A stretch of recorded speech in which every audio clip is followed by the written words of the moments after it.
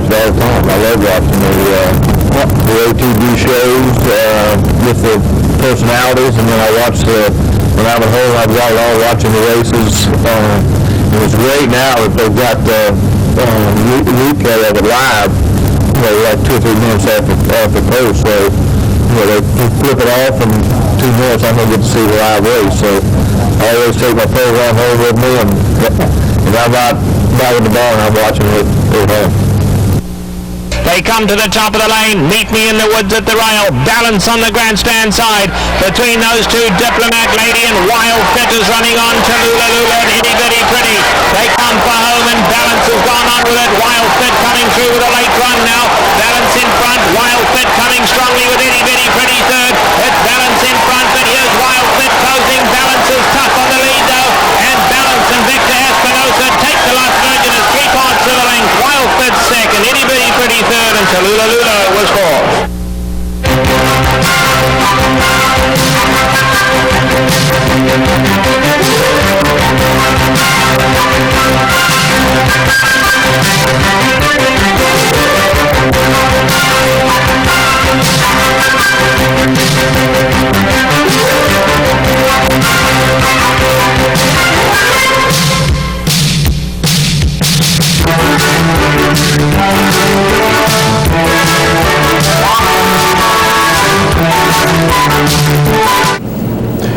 Good morning, everyone, and welcome to Down the Stretch. Along with my colleague Mike VIETCH, the racing columnist for the Saratogian, I'm Mark CUSANO. Welcome you to this morning's program as we kick off the President's Day weekend, and over the next 60 minutes, we will be previewing an important race on Monday at Oak Lawn Park, the Southwest, with a pair of special guests. Mr. Danny PRITZ, who hasn't joined us for a few years now, will join us to talk about his up-and-coming colt, Steppenwolfer, and then Mr. Bob Holthus, who will saddle the likely favorite, Lawyer Ron, will join us as well. We'll talk about the death of a pair of very well-known owners. We'll look back at 7 important races, including the Las Virgenes, which you just saw during the Open, and my partner will have yet another pedigree profile on the road to Louisville. So all of that and much, much more if you stay with us on this morning after. Morning. I got here.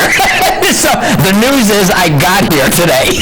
Things are really rough in Saratoga. They are, and no kidding, it was quite an ordeal through yesterday's windstorm, and when I left Saratoga this morning at about 7:30, 7:45, everything was still totally dark. We don't have a molecule of electricity up there, so people are working very hard to return things to normal. Believe me, this is a very, very rare occurrence, and Saratoga was one of the places hit very hard by yesterday's events. Very, very hard. We hope everything is fine with all of you out there. You've got your power, and settle in and relax, and don't think about that for the next 60 minutes. We hope you enjoy this morning's show. Unfortunately, we have to begin this morning's show on a sad note. One of the most recognizable and well-liked owners in the game has died. Bob Lewis died Friday in California at the age of 81. Shown here with wife Beverly, Bob died of heart failure. Bob and Beverly campaigned numerous champions over the years, including Silver Charm and Serena's Song and Charismatic, Timber Country, Orientate, as well as last year's champion, 2-year-old filly Folklore. Partner, he was so well respected. He was. If the NTRA, or if the game of thoroughbred racing itself, could ever have selected one modern-day owner to stand for all the good things in the sport, I'm pretty sure they would have selected Bob Lewis. It's interesting, his personality and his smile and his just a really, really engaging personality, both of them aside. Bob Lewis possibly, in a very short period of time, did as much or more for thoroughbred racing than some of the titans of the game who've been there for decades. It's pretty amazing how much he did since 1990, and that is maybe his legacy. So much of it's going to live on, but he really got an awful lot done in a short period of time. And Bob and Beverly Lewis also won an Eclipse Award of Merit back in 1997. Our condolences to the Lewis family. And Roy Chappie Chapman, who along with his wife Pat bred and owned Smarty Jones, also passed away yesterday at his home in Pennsylvania.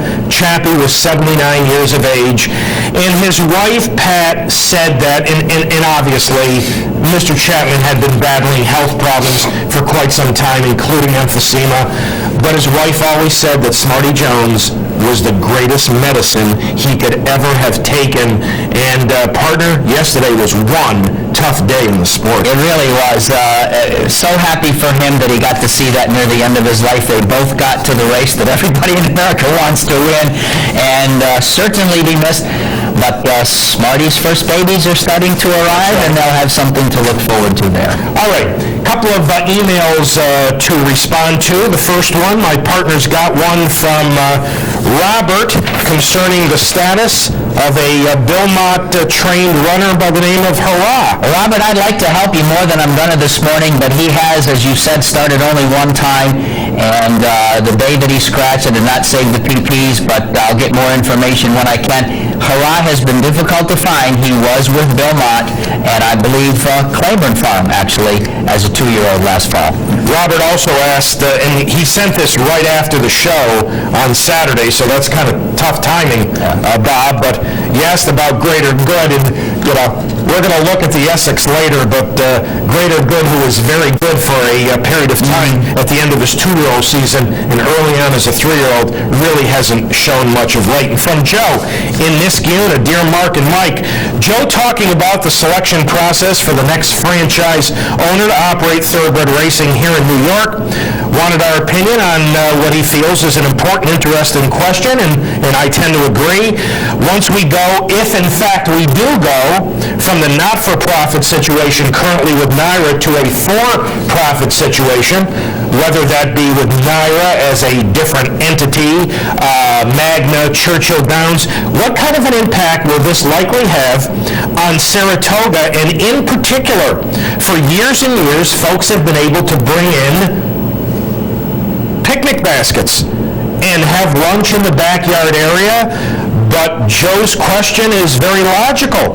If we go to a for-profit situation, is a corporation going to allow folks to continue to do that? Well, Joe, that's a very fair question, and there's a chance that they won't if we go to a for-profit. I'd just like to say that despite what you read in the papers and despite what some, how shall I say, well-placed politicians say that everything is broken and we must find something for-profit, I think that there are some people who are eventually going to work on constructing the license who might not buy the total for-profit scenario, irrespective of that, okay? Even if NYRA retains this, changes are coming even to Saratoga. But directly, again, if a pure for-profit gets it, bringing food and drink into the races at Saratoga, that might be overboard. That's correct. Joe, I think it's strictly dependent on who, if in fact it's a for-profit situation, who that for-profit entity is. I think if it is the New York Racing Association in some form, I think you've got a great chance to continue that tradition in quotes. If it's Magna, I don't think you've got a chance in the world. So I think it's dependent on who is selected as far as that goes. To Bob and to Joe, thank you for your emails, and for those of you who would like to correspond with us here at Down the Stretch, here are the ways in which you can do that. Through the United States Postal Service, Down the Stretch, Mark and Mike, Capital District OTB 510 Smith, right here in Schenectady, behind Proctor's Theater, 12305, or the most popular way at viewer mail at capitalotb.com. Time to go to the races. We're going to begin with the Las Virgenes, a Grade 1 for 3-year-old fillies at 1 mile at Santa Anita. Conspicuous by her absence, the Champ Folklore. Number 4, Balance. Number 8, Wild Fit. The race appeared to come down to these two fine fillies. Balance, freshened by David Hoffman's since a second in the Hollywood Starlet. Wild Fit, making her first start since a second in the Breeders' Cup Juvenile Fillies. Also making her first start for her new connections, Magnier, Smith, Tabor, and Patrick Biancone. I thought the key to this race, at the top of your screen, Balance is sitting on the rail, and she relaxed very nicely. You see her moving up now under Victor Espinosa. But I thought the key was that Balance, who in her first few starts was very, very keen, relaxed a lot better here. She's going to sit an inside-out trip to score by a length over Wild Fit. Now, considering the distance and the post position, I thought Wild Fit ran very, very well herself. Itty Bitty Pretty will finish third. The Mile in 1:36 and 2.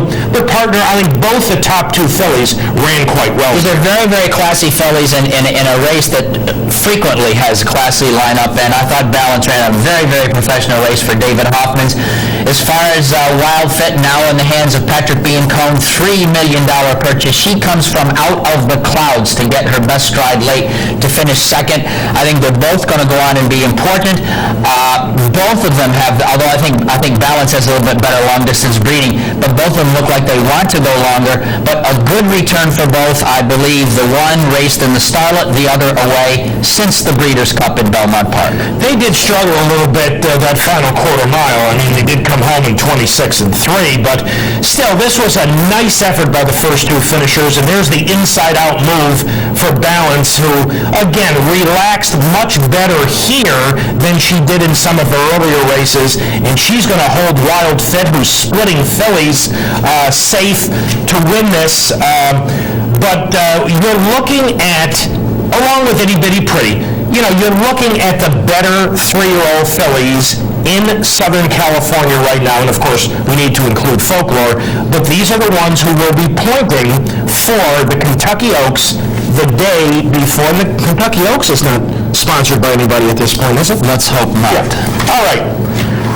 Let's go to Oaklawn Park. In the running of the Essex, this marked the return of Rockport Harbor. He is number 5, and you really only have to pay attention to number 5. First start since the April 2005 Lexington Stakes. His trainer, John Service, who joined us last week, was worried that Rocky was so on the muscle, so needing a race desperately, and being so fresh that he might prove hard to handle early on for Stu Elliott. But I thought he behaved himself pretty well, as he's going to click off early fractions of 24 and 48 and make a pretty comfortable lead. He's going to repel a bid from Cougar Cat and Upper Stretch, and he's going to go on to a 2 1/4 length score over Thunder Mission and Silver X.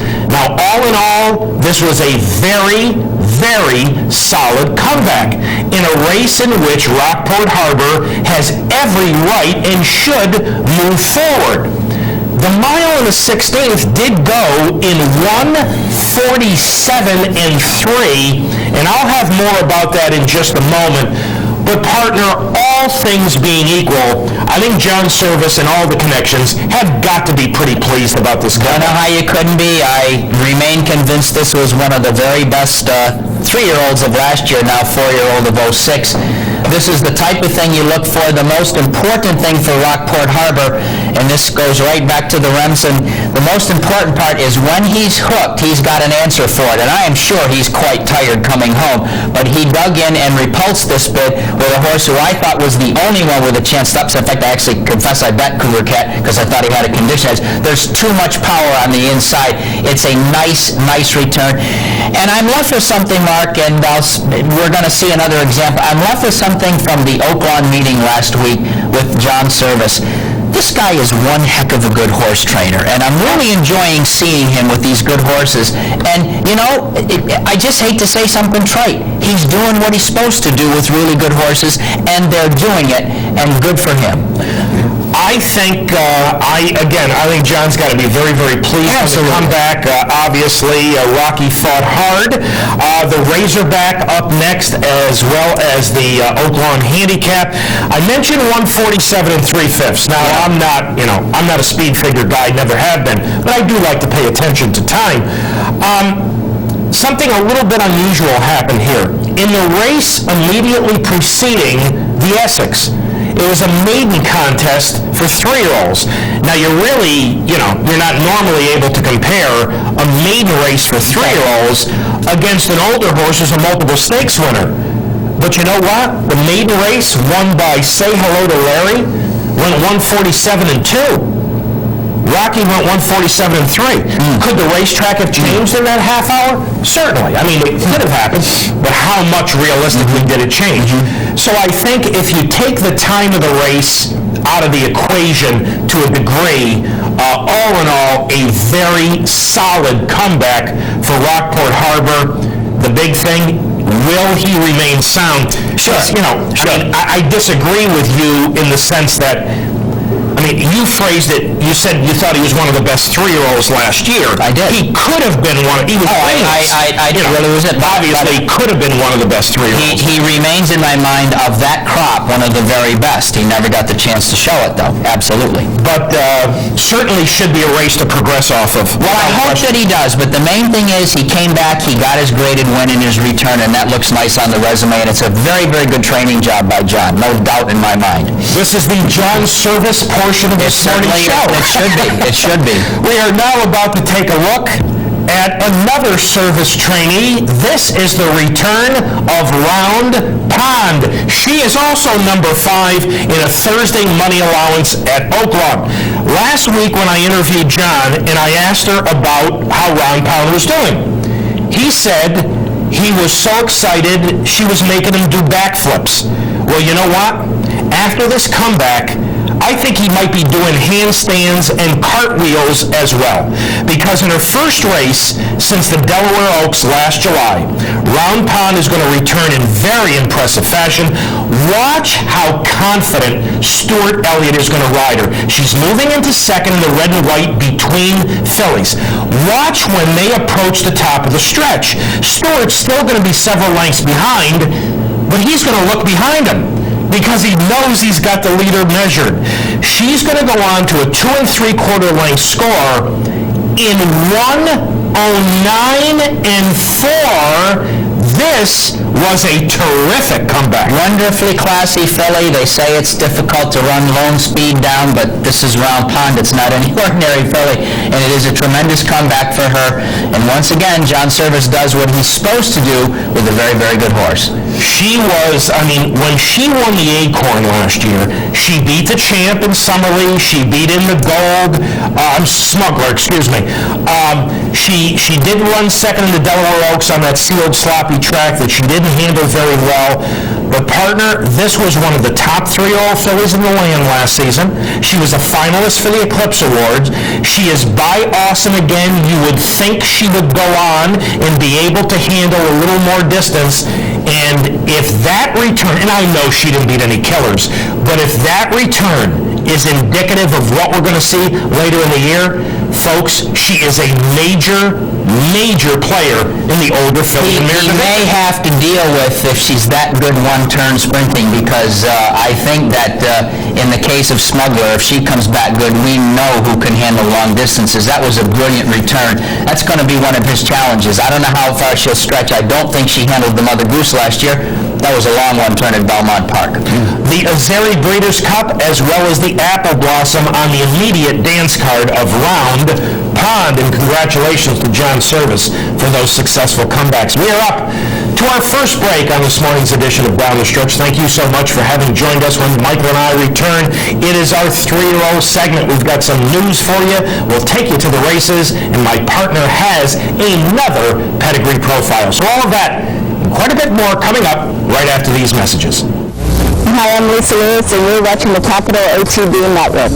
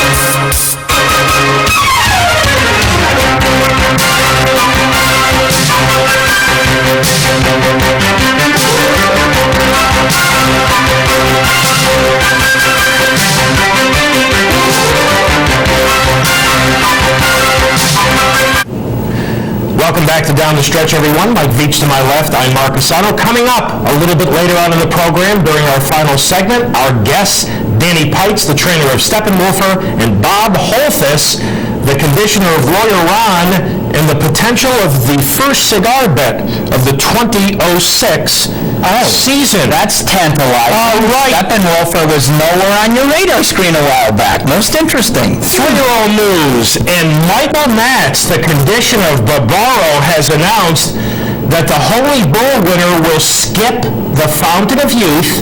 He will race next in the Florida Derby and then go directly from the Florida Derby to the Kentucky Derby. That is one interesting schedule because, ladies and gentlemen, that means that Barbaro will have had 2 months between the Holy Bull and the Florida Derby, and then he will try to win the Run for the Roses off a 5-week layoff. I would say that might be a man who's planning to run all 3 events in the Triple Crown. Oh, I don't think there's any question about that. But you know what?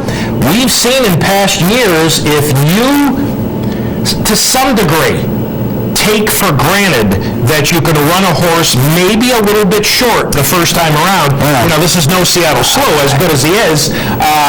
That's a very interesting, intriguing schedule that Michael Matz has mapped out. And First Samurai had his first workout since finishing second in the hutch behind the locally owned keyed entry. First Samurai worked a solid 5/8 and 59 and change, but his trainer, Frankie Brothers, quite non-committal about his next start. I found that rather interesting when I read that before the power went out the other day, that this is a guy we've got to get 2 turns into him, and got to get moving as far as that thinking goes. There's no doubt about his ability, but Frank, I hate to say this, you're making me feel like there's something indecisive about this and something bothering you about him, and I just think he's a wonderful colt, but I thought it was a certainty he was going to run the 2-turn race as quick as he could. And I have First Samurai much farther down on my list than most people do. That is just, I agree with my partner. The yellow caution light is blinking a little bit at this time.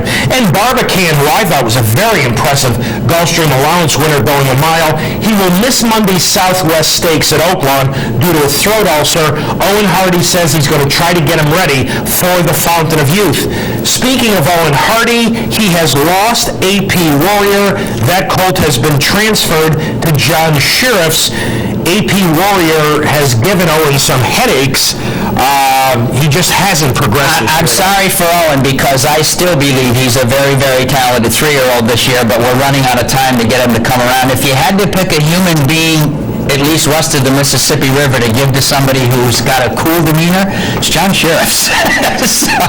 And Bob Baffert announcing that he may ship his outstanding 3-year-old sprinter De Stoops across country to Gulfstream Park for the March 4th Swale Stakes, and that would be nice to see. Because Baffert has another very, very good sprinter in too much bling, and he is in front here in last weekend's San Vicente. You folks maybe remember Too Much Bling. He was the pace setter in last year's Hopeful when he ran third. After fighting off intense early pressure, 21-3, 43-4, here he's going to hold off Peace Chant in 122-2. You know, no designs on stretching out to the Triple Crown. But partner, this is a nice sprinter who's going to make a lot of money.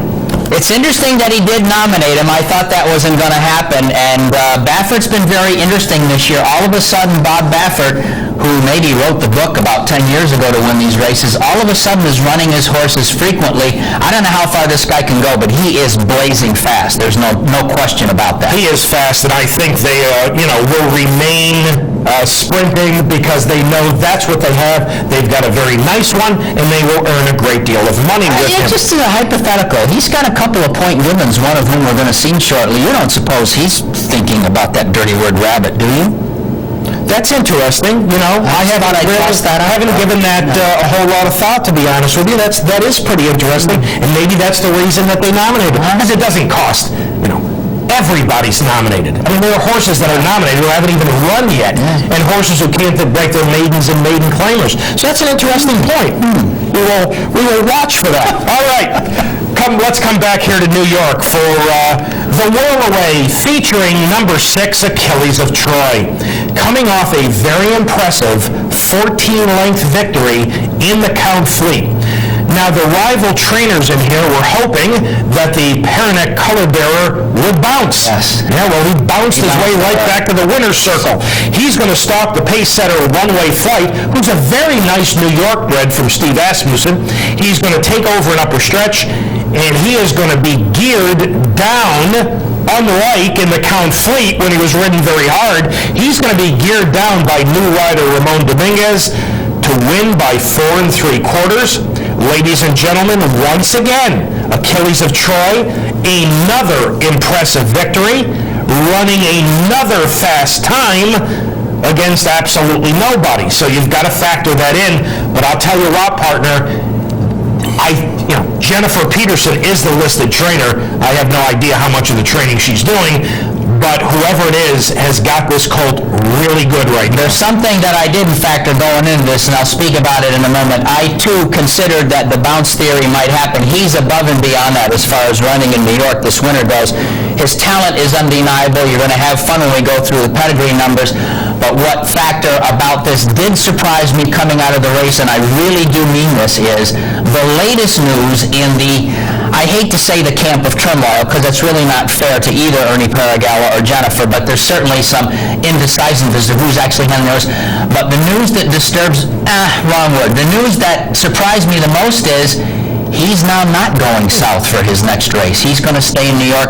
I did find that a bit of a surprise, Ernie's explanations notwithstanding. Yeah, because immediately after the race, Ernie Paragallo announced that it would be off to Florida to not only face some stiffer competition, but to run in graded He's got to stakes. get graded money. Yeah. So he needs some graded earnings. And obviously, the colt is right at the top of his game. But as my partner mentioned last week, the same Ernie Paragallo announced, we're going to stay in New York and go for the Gotham. Very, very nice performance. And in just a couple of moments, my partner will be exploring his pedigree. Now, yesterday afternoon, Friday afternoon, in Northern California, an important allowance race, watch number 5. This is Point Determined, who breaks absolutely flat-footed in the colors of the late Bob Lewis. This is one of the most hyped 3-year-olds, not only in California, but all over the country. Folks, this horse got all kinds of money in Pool 1 of the Derby Futures off a maiden win. Here he is 1-5 against 4 seemingly totally overmatched rivals. Well, he broke flat-footed, and Russell Bays is not going to rush him. He's going to stay out in the middle of the racetrack throughout, which you can do when your ton's the best. And Russell, you will see him in upper stretch. Russell's going to have to urge him on a little bit. But Point Determined is going to win by a length and a half over number 1 Passive Income. Bob Baffert, throughout his career, has sent a good number of 3-year-olds to Northern California for races. He did it with Point Determined. I'm guessing they've got to be pretty pleased with what he got out of it. But Russell Bays, after the race, said, you got to ask him. He doesn't give it to you freely. You've got to ask him for it. And he's going to have to show me a little bit more than this when he goes back down south and faces much tougher competition. Well, one wonders how much, Bob Baffert, having had Point Given, who was a really, really gifted animal, one wonders how much he hopes is going to come through here as far as the pedigree in his skin. And I'm intrigued again that Baffert has, it's almost like Zito-esque on the West Coast. This year, all of his 3-year-olds seem to be coalescing in the months coming up to the Derby. We weren't hearing much from Bob Baffert last year on this score. I don't know how good he is, I agree with that, but he is running them. He is a Point Given, so maybe Baffert sees something down the road that the rest of us don't at this point. Oh, I think, that's got to influence his thinking. Certainly the potential is there, $750,000 son of Point Given. But I think, and I'm trying to go off memory here, I think he was about 18-1. And there, were a number of colts in there who were much more advanced than Point Determined, who were much higher prices than that. But, I think Baffert sent him there for a reason. Probably going to come back in a race like the San Felipe in the middle of March. He still has to make a stakes debut. Yes, right? Yes, he does. Yeah. The jury's still out on Point Determined. On Thursday, at Oaklawn Park, an allowance race featuring number 5 Brilliant. But at the bottom of your screen, I want you to take a look at the colt who's sitting third on the fence. Number 8, Well Said. What a great job jockey James Graham did. From a terrible post position, he dropped in and saved ground. The even money favorite, Brilliant, getting a wide trip at the top of your screen. He's moving into 5th in the white and red colors. He is going to make a nice run. Here he is in the midst of it. A nice run down the backstretch to the far turn. He's going to clear, but in the end, it's going to be Well Said who's going to beat Brilliant again. And this time, at a very nice price. Pretty interesting, these aptitudes are starting to come around as early 3-year-olds rather than 2-year-olds, and I think he beats a good horse in Brilliant, I do. But interestingly, on this particular guy, the final time's 1:38.4 by Oak Lawn standards. That's pretty good. You could have had him for a little bit more than $50,000 last year. He is a buyback. They wanted to sell him. They couldn't do it. Didn't reach a reserve at least of $57,000. I gotta think he's one in the group of the Oak Lawns who are headed for the Arkansas Derby, but he's got to get a stakes. I think he hasn't run stakes either, as a matter of fact. Yeah. And certainly the Rebel would be next. That's the March one, correct? Terrific job by James Graham. From the worst post position. Yep. Pretty short run into the first turn. He dropped in, saved ground. Robbie Alvarado didn't break real alertly with Brilliant. He was forced wide. But you know what? The last time Well Said and Brilliant got together was at Louisiana Downs in a maiden contest. And Well Said beat him. Speed figures in this day and age, they are the main reasons why where money is bet in the pools. And because Brilliant had run very quickly over the track last time, in fact, we talked about this on the show, the mile times. Brilliant is even money, and Well Said, who beat him, was like 11-1. How about that? And I know the post position was difficult for Well Said, but he beats him again, and you get 10 or 11 or 12-1. So a tremendous overlay here. Great job by jockey James Graham. He beat him with a trip. Robbie Alvarado's out in the 4 and 5 path, and James Graham sitting a perfect trip. So congratulations. All right, pedigree profile time. Within this pedigree, you will watch this colt in a very easy victory in the Count Fleet, and then you're going to watch him in part win the most recent start in the Rollaway. Here is Michael's look at the Perroneck stable, son of Notebook, Achilles of Troy. Achilles of Troy, and if you like names, this is a great one, and a lot of people say, you got to have a good name to win a great race, and this guy has one of them, but he doesn't have the paper. This flashy and powerful runner with the mythical name took control of the New York 3-year-olds this winter. Achilles of Troy is a son of Notebook, a New York bred who won the Kentucky Jockey Club at 1 1/16 and the Bertram Bongard at 1 1/8 as a 2-year-old, placed in the Florida Derby at 1 1/8 to Brian's time, and 49er as a 3-year-old, and won several state-bred sprint stakes.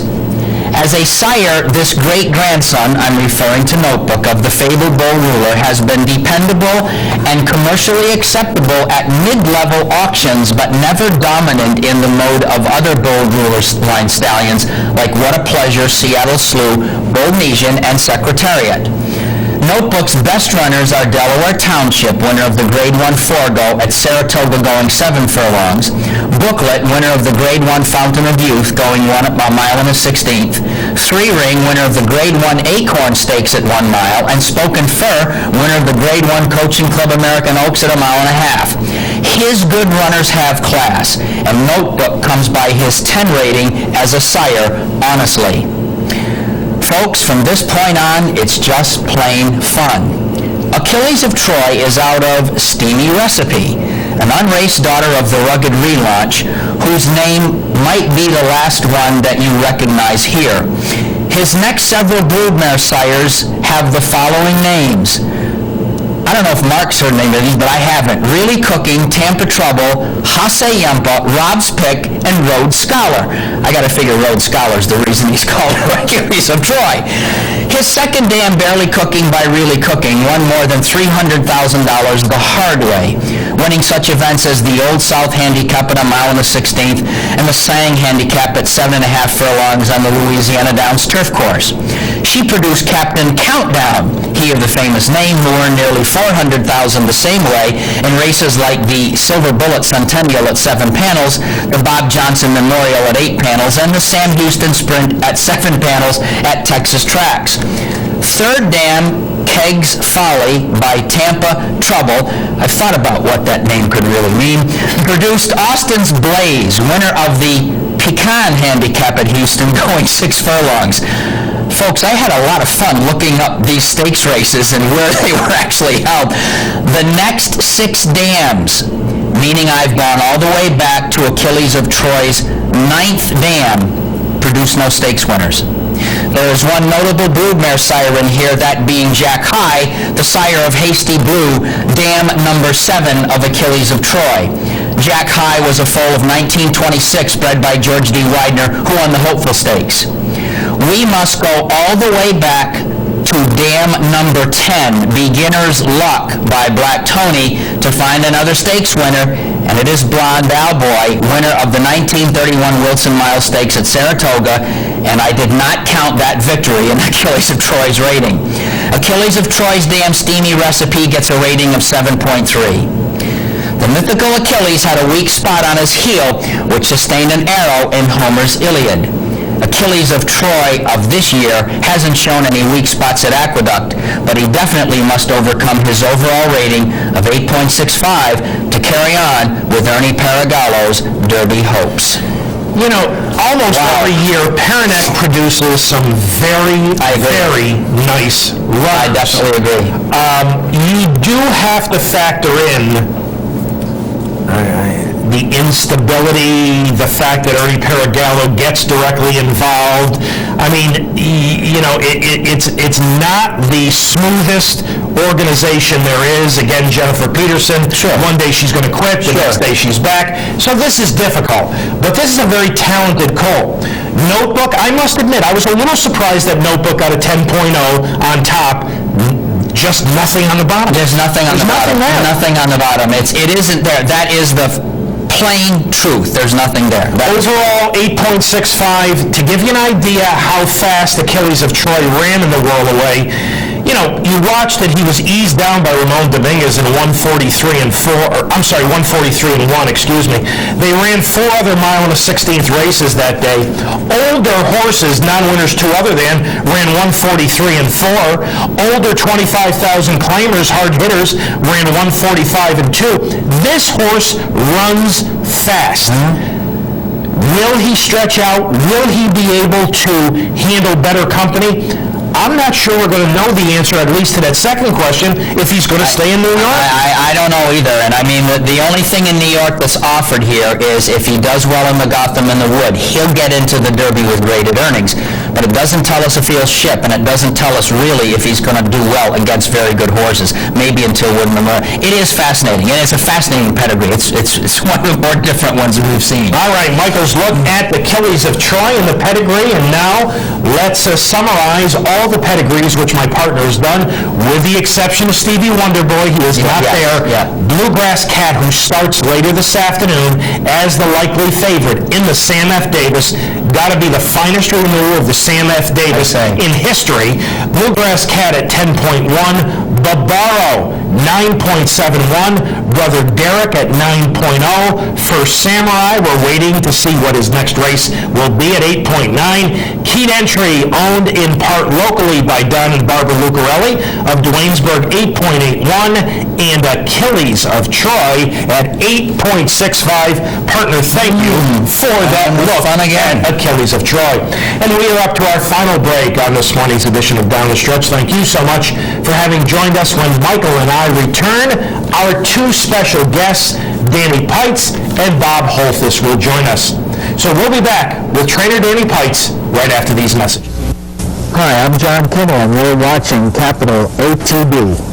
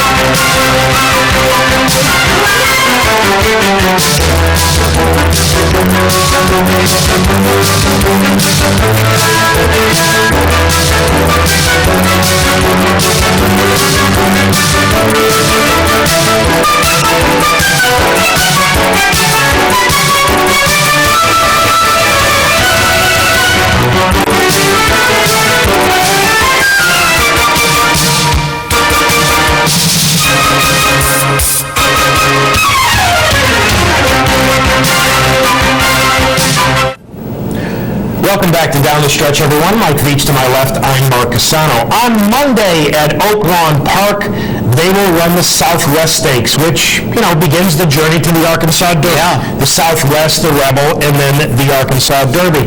And certainly over the past couple of years, with the great successes of Smarty Jones and the Fleet Alex at Oak Lawn Park, it's really helped that track.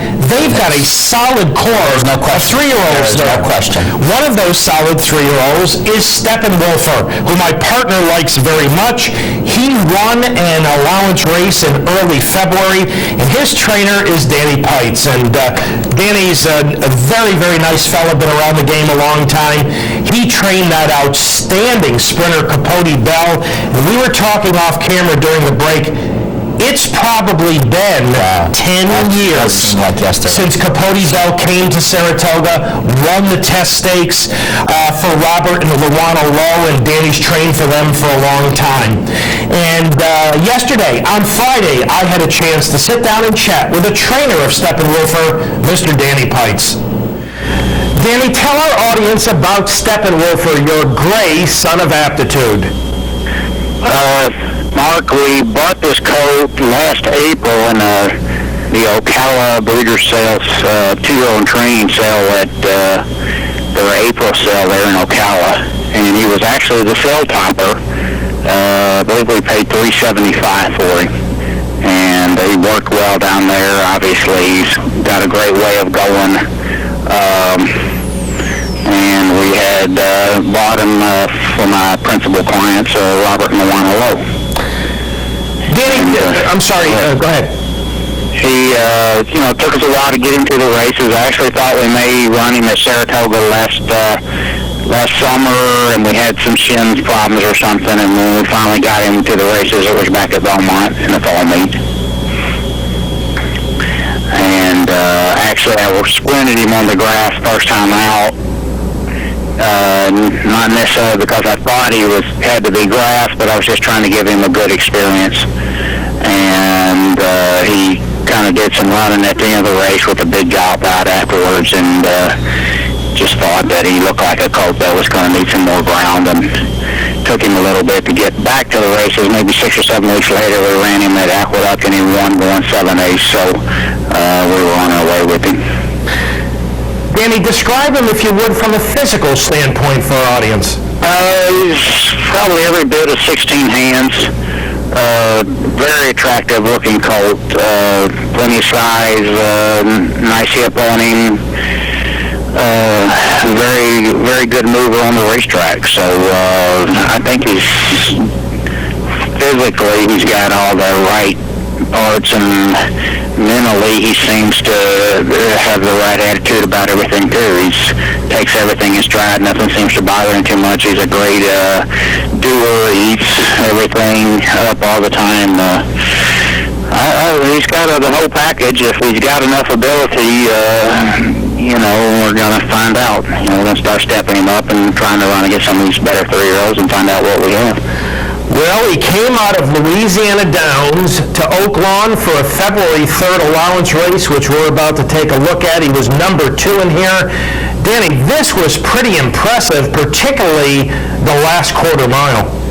Well, we always knew he had some speed. He kind of showed a little, middle of the race kind of turn of foot that we hadn't seen before, and I don't know, some of it was he just hadn't been in the right situation where the jocks really had to put the hammer down and ask him, but even his previous race at Shreveport, he had gotten into some trouble and was kind of in between horses and got a lot of education out of that race. But this race, once again, he was kind of stuck in behind horses, and finally when Rodney was able to wheel him out, he really accelerated and ran by everybody pretty quickly, and that was kind of nice to see. He definitely took a step forward in his last race, and now we're looking for bigger and better things.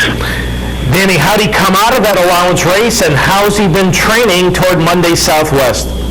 He came out of the race great. I gave him a little maintenance move a couple mornings ago. We just went an easy half with him, and he did it the right way, and I think we're ready to go. I think the distance of the race is probably not really what we're looking for. We'd prefer to be running a little further, and especially with the mile race here being the short stretch, because they run from the 16th pole to the 16th pole. So it's maybe we're going to be a little disadvantaged there with some fast horses in the race, and especially a horse like Lawyer Ron.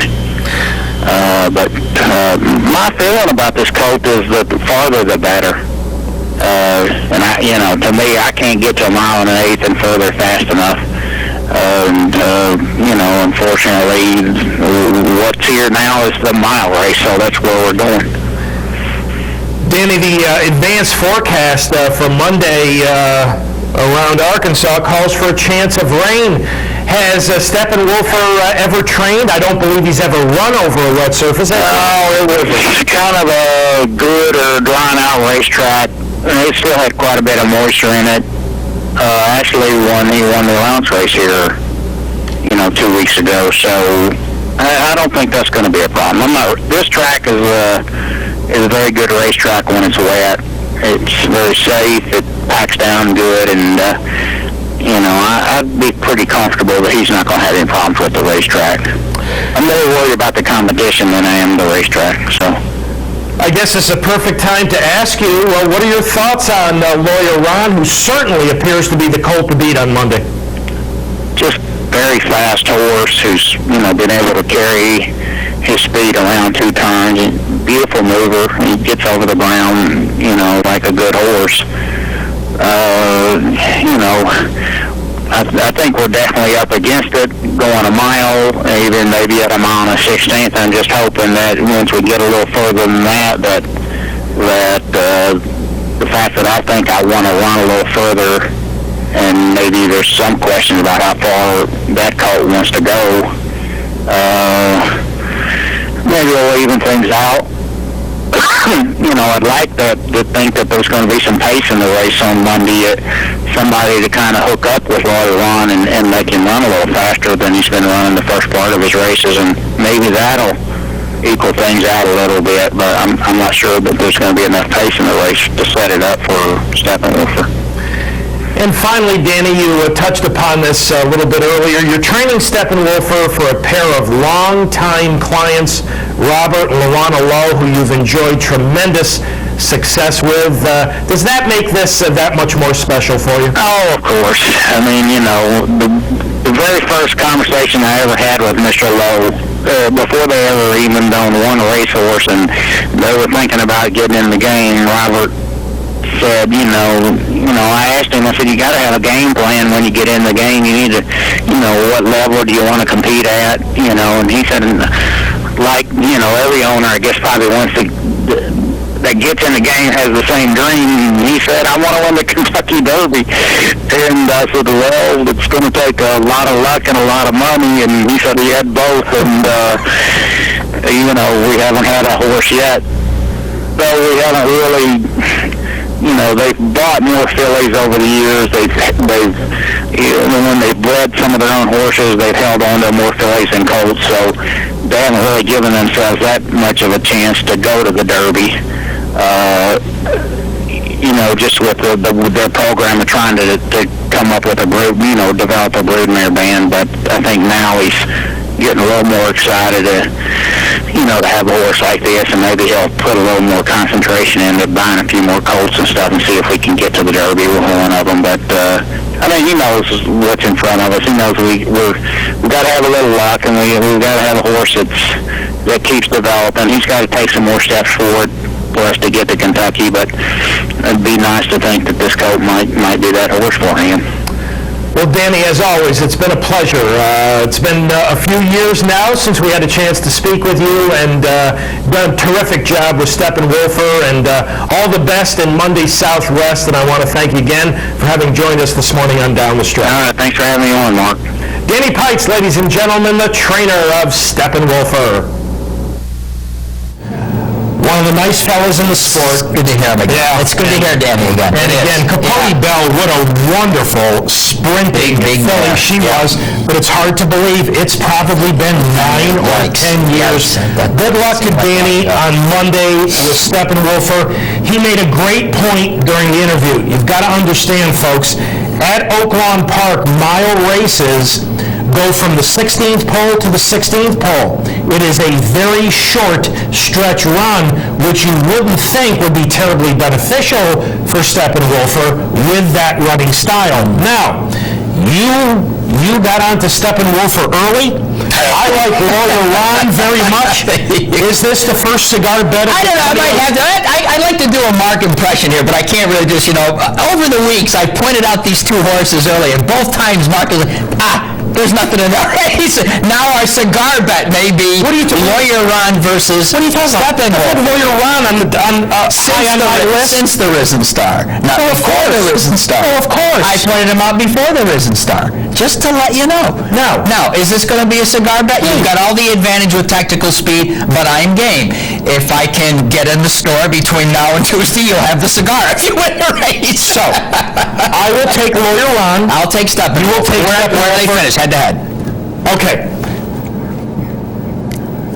Ladies and gentlemen, we have just found out, our director, Pat Peretta, has just told us, as we stand a few minutes before 11, that Oaklawn Park has canceled their racing for today. I wonder why. Now, I don't know if there's a correlation here. We have had a problem reaching Bob Holthus, who is at Oaklawn. There is apparently very severe weather in Hot Springs. So Oaklawn has canceled their card for this afternoon. Unfortunately, we cannot reach Bob Holthus, and I've got to guess at this point. Well, I think that answers that question. Between, Bob will be sending out Lawyer Ron on Monday for the Southwest. Couple of other things here.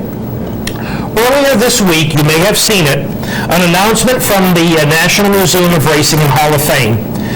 On the preliminary 87 horses, now, they use the term nominees, which I totally disagree with, because those 87 names of horses and humans are not nominees, they're candidates.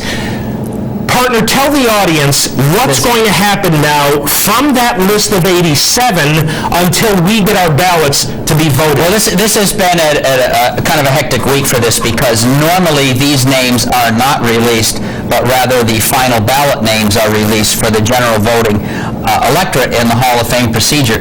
For years, anybody who wants to nominate or send a recommendation for consideration has been free to do so. There may have been years we've had more than 87. I don't keep track of that.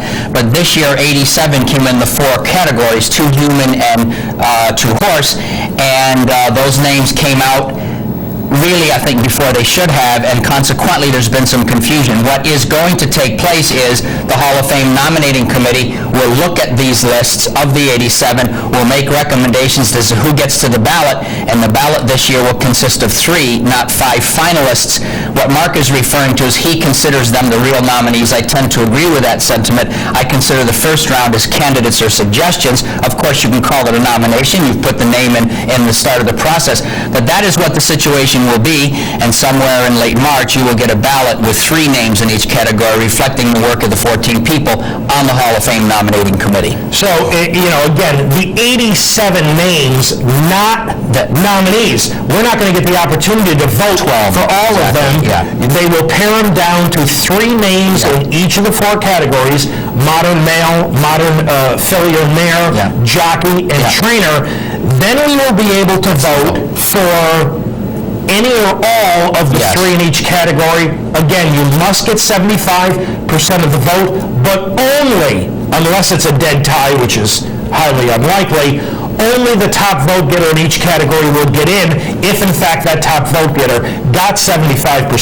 But I think it's caused a bit of confusion. It has caused confusion in the public, it has. They are not the nominees at this point. Who are some of the new names that this year they were eligible for the first time. Well, I would say the most notable would be Neil Howard as trainer is eligible this year. Off the top of my mind, that's the human that gets it. Is Edgar Prado for the first time? Edgar Prado has 15 years as writer, and there's no question I would think that they would attract a lot of support if they make the final three. That's the key, yeah. All right, let's wrap it up here by giving you our address and email again. If you would like to correspond with us here at Down the Stretch, here are the ways in which you can do that: through the United States Postal Service, Down the Stretch, Mark and Mike, Capital District OTB 510 Smith, Schenectady 12305, or electronically at viewermail at capitalotb.com.